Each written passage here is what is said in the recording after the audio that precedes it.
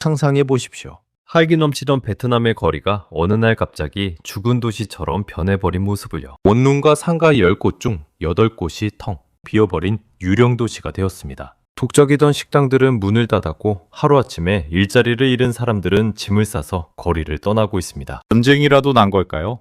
아니면 전염병이라도 돈 걸까요? 아닙니다. 단지 삼성전자 공장 하나가 문을 닫았을 뿐인데 벌어진 일입니다. 에이, 설마 삼성이 베트남을 버리겠어?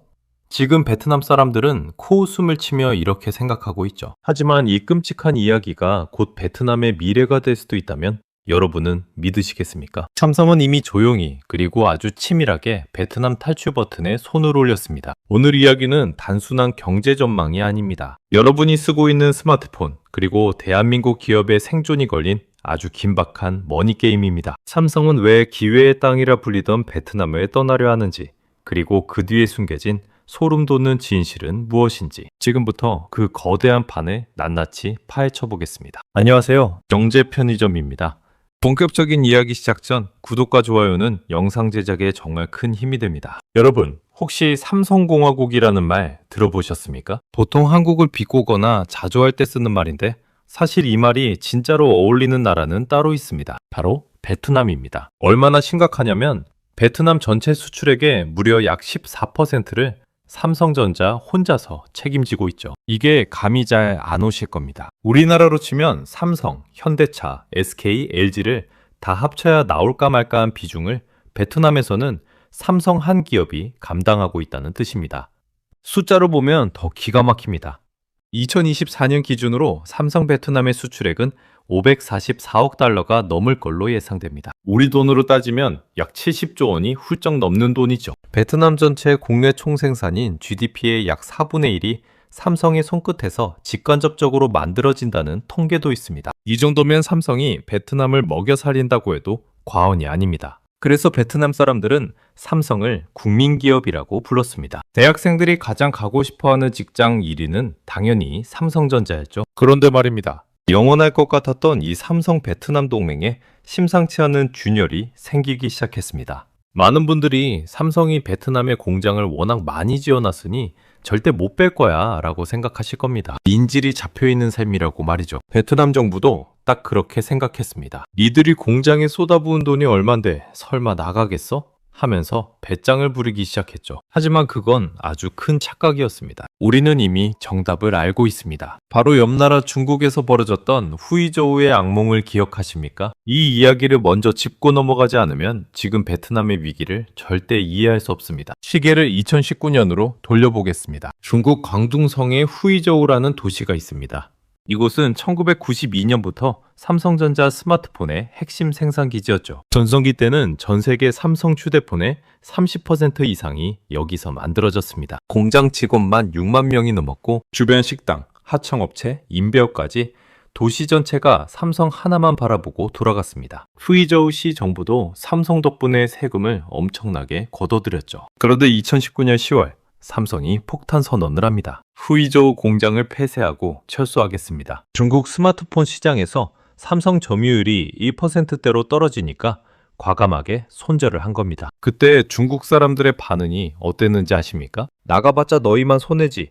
빈자리는 우리 기업들이 채우면 되라며 코웃음을 쳤습니다. 결과는 어땠을까요? 탐욕 그 자체였습니다. 공장이 문을 닫자마자 주변 상권은 순식간에 초토화됐습니다. 현지 언론 보도에 따르면 공장 인근 원룸과 상가의 10곳 중 8곳이 공실로 변해버렸다고 했죠. 6만 명의 직원이 하루아침에 빠져나가니까 밥 먹을 사람도 잠을 잘 사람도 사라진 겁니다. 주민들은 삼성 없이 어떻게 먹고 사냐며 한탄했고 지역 경제가 회복되는데 꼬박 2년이 걸렸습니다. 그마저도 예전만큼의 활기는 되찾지 못했죠. 제가 왜 이 무서운 이야기를 꺼냈을까요? 지금 베트남에서 똑같은 시그널이 감지되고 있기 때문입니다. 베트남 정부와 국민들이 삼성은 우리 곁에 영원히 있을 거야 라며 방심하고 있는 이 순간 삼성의 계산기는 이미 베트남 성전을 두드리고 있거든요. 많은 분들이 이렇게 물어보십니다. 아니, 베트남은 인건비도 싸고 혜택도 많다던데 왜 떠나려는 거야? 맞습니다. 옛날엔 그랬죠. 하지만 지금은 상황이 180도 달라졌습니다. 세 가지 치명적인 문제가 터졌기 때문입니다. 첫째, 세금 폭탄. 둘째, 미국의 관세 위협. 셋째, 베트남의 배신입니다. 하나씩 뜯어보겠습니다. 먼저 세금 문제입니다. 삼성이 베트남에 처음 들어갈 때 베트남 정부가 정말 파격적인 조건을 내걸었습니다. 우리 땅에 공장 지어주면 법인세 거의 안 받게 해주게. 그래서 삼성은 베트남에서 실효세율, 그러니까 실제로 내는 세금이 5% 미만이었습니다. 한국 법인세가 20%가 넘는 걸 생각하면 엄청난 혜택이죠.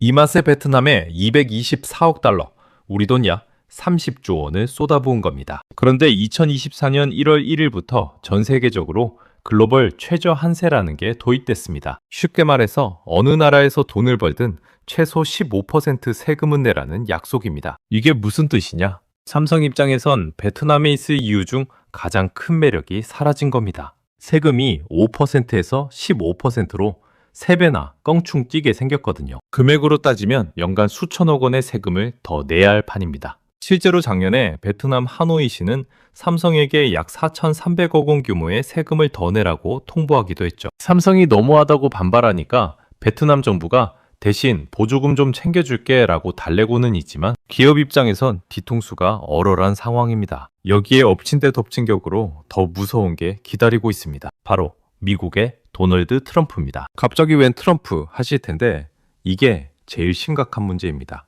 미국은 지금 중국산 제품 수입 안해를 외치고 있지 않습니까?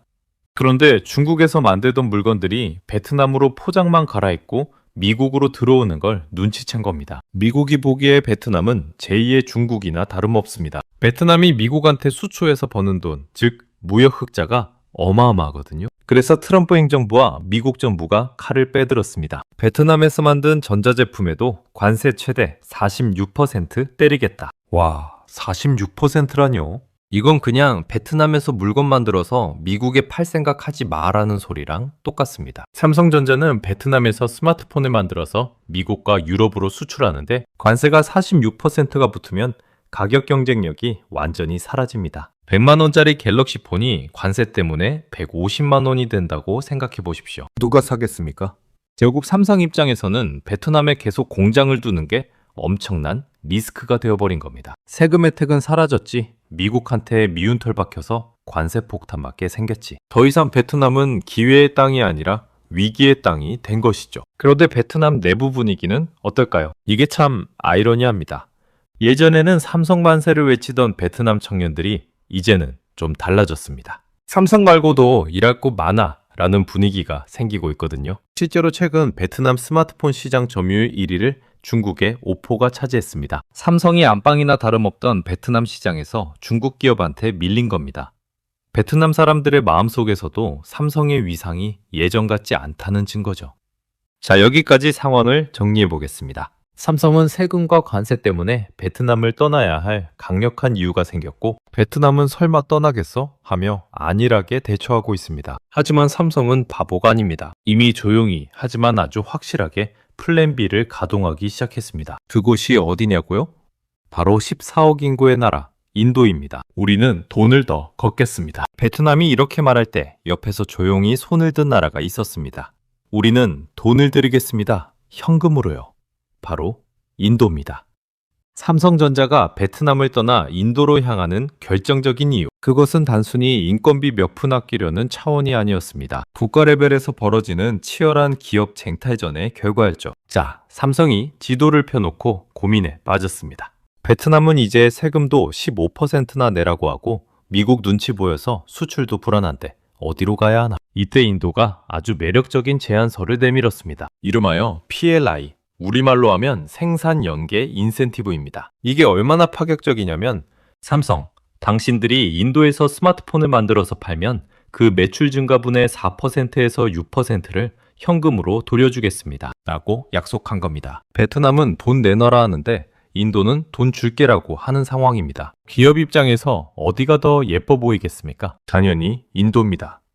이 제도 덕분에 삼성은 인도에서 공장을 돌리는 것만으로도 수천억 원의 보조금을 챙길 수 있게 됐습니다. 게다가 인도는 시장 규모 자체가 다릅니다. 베트남 인구가 1억 명 정도인데 인도는 무려 14억 명입니다. 베트남은 주로 만들어서 외국에 내다 파는 공장 역할이었다면 인도는 물건을 만들어서 그 자리에서 바로 팔아치울 수 있는 거대한 시장, 그 자체인 겁니다. 실제로 삼성전자는 인도 스마트폰 시장에서 1위를 다투고 있고 작년 매출만 1조 루피, 우리 돈으로 약 16조 원을 기록했죠. 삼성의 마음이 흔들릴 수밖에 없는 이유는 또 있습니다. 바로 전기 때문입니다. 공장은 24시간 돌아가야 합니다. 1분이라도 멈추면 손해가 막심하니까요. 그런데 2023년 여름, 베트남에서 정말 황당한 일이 벌어졌습니다. 날씨가 너무 덥고 가뭄이 들었다는 이유로 예고도 없이 공단의 전기를 끊어버린 겁니다. 베트남 정부가 삼성 같은 대기업한테 전기 좀 아껴 써라, 절반으로 줄여라, 이렇게 통보를 했죠. 최첨단 반도체와 스마트폰을 만드는 공장에서 전기가 끊긴다? 이건 있을 수 없는 일입니다. 그때 삼성 경영진들이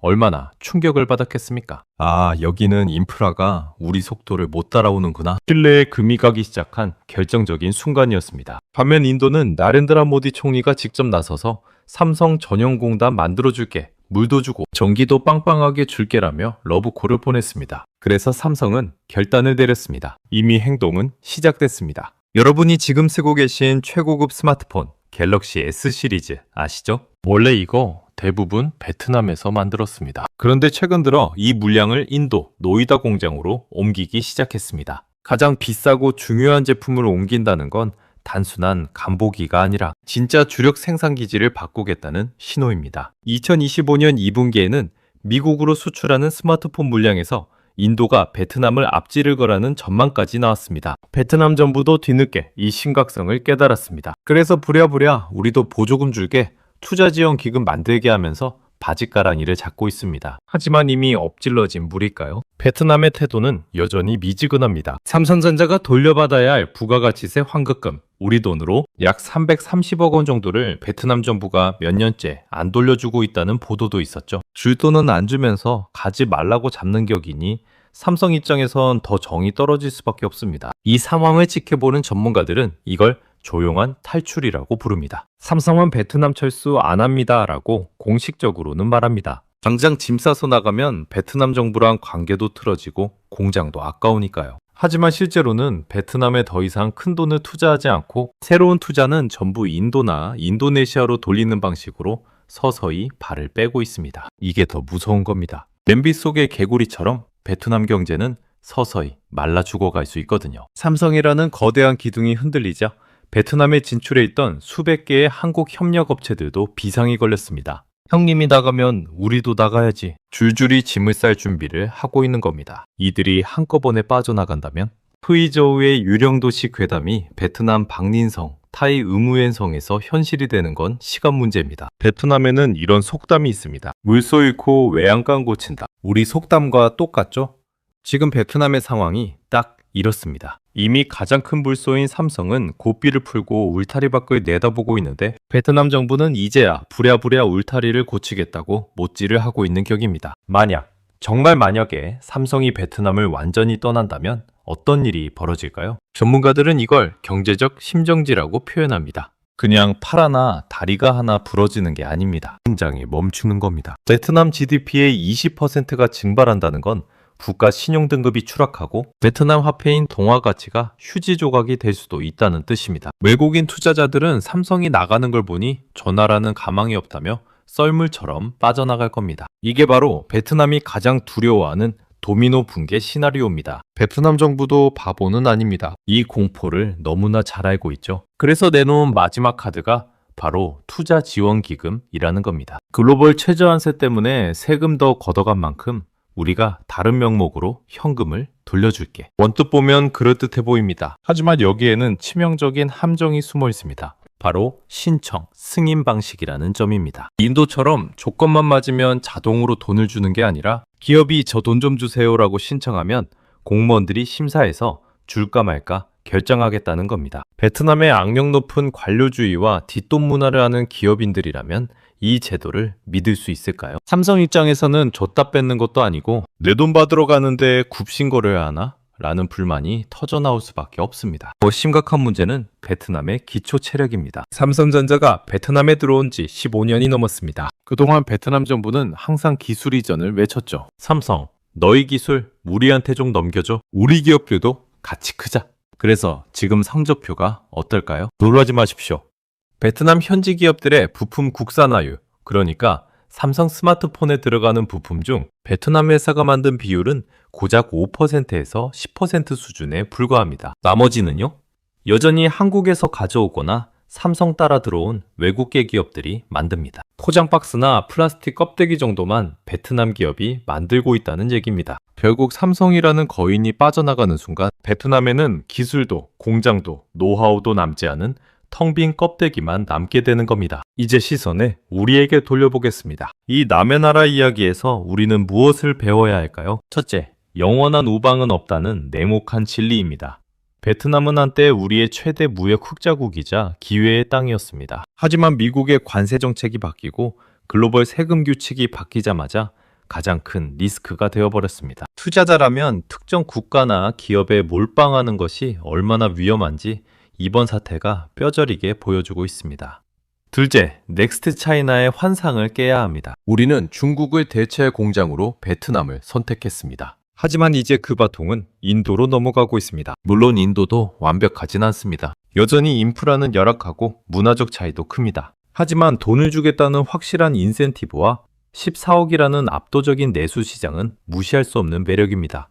삼성의 움직임은 단순한 공장 이전이 아니라 글로벌 경제의 축이 이동하고 있다는 거대한 신호입니다. 이야기를 마치며 다시 한번 후이저우의 텅 빈 거리를 떠올려 봅니다. 그곳의 주민들은 삼성이 설마 떠나겠어? 라고 믿었다가 삶의 터전을 잃었습니다. 지금 베트남의 하노이, 박린의 밤거리는 여전히 화려합니다. 하지만 그 화려함 뒤에는 언제 꺼질지 모르는 불안한 그림자가 드리워져 있습니다. 삼성은 이미 선택을 내린 것 같습니다. 이제 남은 건 베트남의 선택, 그리고 그 변화의 파도에 올라타야 하는 우리의 선택뿐입니다. 거대한 머니 게임의 승자는 누가 될까요? 확실한 건 흐름을 잃지 못하고 멈춰있는 자는 반드시 도태된다는 사실입니다. 오늘 이야기는 여기까지입니다. 삼성과 베트남의 위태로운 줄타기.